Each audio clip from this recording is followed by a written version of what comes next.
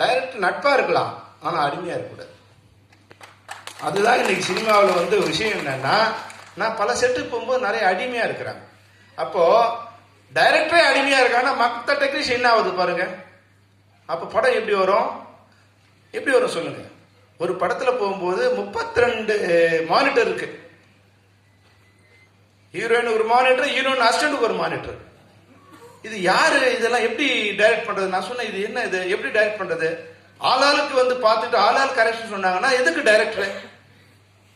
இந்த கருமத்தெல்லாம் முதல்ல ஒழிக்கணும்னு சொன்னாங்க. இது டைரக்டரா என்னால் அனுமதிக்கவே முடியாது. இது மாதிரி கட்டுறது என்னால் படமே பண்ண முடியாது. அப்ப இது சம்பந்தமான யூனியன்ஸை முதல்ல வரவழைச்சோம். சார் என்ன சார் இது? கேமராமேன் கூப்பிட்டோம், கார்த்திராஜா வந்திருக்காரு, அவங்க யூனியன் கூப்பிட்டோம். என்ன சார்? அவங்களும் சொன்னாங்க, சார் எங்களுக்கும் தொந்தரவா இருக்கு சார். அப்ப யார் தான் இதெல்லாம் விரும்புறது? அப்ப ஒரு கேமரா வரும்போது ஒரு மானிட்டர் தான் இருக்கணும்.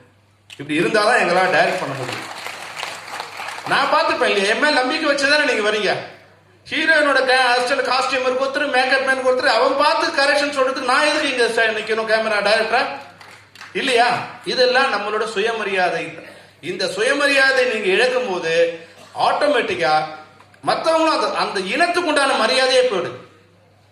பி.வா. சார் 50 வருஷம் 40 வருஷம் ஆயிடுச்சு, பாரதி ராஜா 50 வருஷம் ஆயிடுச்சு, ஆர்.கே. செல்வமணி 30 வருஷம் ஆயிடுச்சு, உதயகுமார் 35 வருஷம் ஆயிடுச்சு, ஆபாவன 40 வருஷம் ஆயிடுச்சு.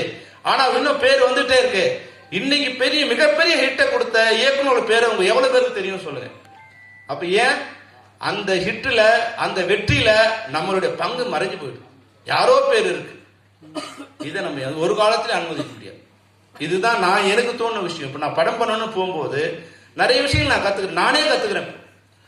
சிவா சார் சொன்னார் இல்லையா, படம் பண்ண சொல்லி எனக்கு சொன்னாரு. எல்லாம் ரெடி ஆயிடுச்சு. ஒரு கதையை அடுத்த போகும்போது எவ்வளவு விஷயங்கள் இருக்குன்னா எனக்கே அவமானமா இருக்கு. எனக்கு தெரியாத விஷயங்களே இன்னும் 50% இருக்கு. நான் எனக்கு தெரியலங்கிறதுக்கு நான் வருத்தப்பட மாட்டேன், வெக்கப்பட மாட்டேன். ஆனா தெரிஞ்சுக்காமலே இருக்கிறது தான் முட்டாள்தனம். தெரிஞ்சுக்கணும், தெரிஞ்சுக்காம இருக்கக்கூடாது. தெரியல, எனக்கு தெரியலங்கிறத தெரியலன்னு சொல்லுவோம். ஆமா சார், என் மைனஸா இருக்கு. அப்போ நான் என் கேமராமேனை கூப்பிடுறேன், இதெல்லாம் என்ன விஷயம், இது எப்படி பண்றது, எப்படி பண்றது, ஆர்ட் டைரக்டர் கூப்பிடுறேன். அப்போ ஒரு கேமராமேன், ஒரு நல்ல ஆர்ட் டைரக்டர், ஒரு நல்ல டைரக்டர், ஒரு நல்ல ரைட்டர், நம்மளே வந்து நம்ம கதையை கொண்டு போய் டைரக்ட் பண்ணுங்கிற முதல்ல அந்த முட்டாள்தனத்தை விடுங்க. முதல்ல நம்மளே பண்ணும்போது அது நிச்சயமா நீங்க பண்ணலாம், நான் பண்ண வேணான்னு சொல்லல. உங்க கதையை நீங்க பண்ணுங்க. ஆனா இன்னொருத்தர் கதாசிரியா இருக்கும்போது அதுல நல்ல விஷயங்களை நம்மளால போராடி வாங்க முடியுது. குறைஞ்சபட்சம் வந்து வசனம் எழுதுறதுக்கோ திரைக்கதை எழுதுறதுக்கோ ஒருத்தர் நம்ம ஒரு ஐடியா வச்சிருக்கோம். அந்த ஐடியாவை நானே பண்ணும்போது நிச்சயமா அது வந்து இதுவாயிடும். ஆனா இங்க என்ன ஆயிடுச்சுன்னா, கதை, திரைக்கதை, வசனம், டைரக்ஷன் பண்ணாதான் டைரக்டர் ஆகிடும்.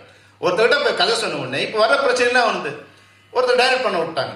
என்ன சரியா இவர் என்ன சார் பண்ணுவோம், என்ன தெரியும் இருக்கு. அப்புறம் 10 நாள் ஆன பிறகு ஒரு சார் டைரக்டர் மாத்தணும். ஏன்னா அவர் ஒன்றும் தெரியல. கொடுத்த சான்ஸ் ஏன் கொடுத்த சார், கதை நல்லா இருந்திருக்கு. இந்த சினிமாவில் எவ்வளவு முட்டாள்தனம் பாருங்க.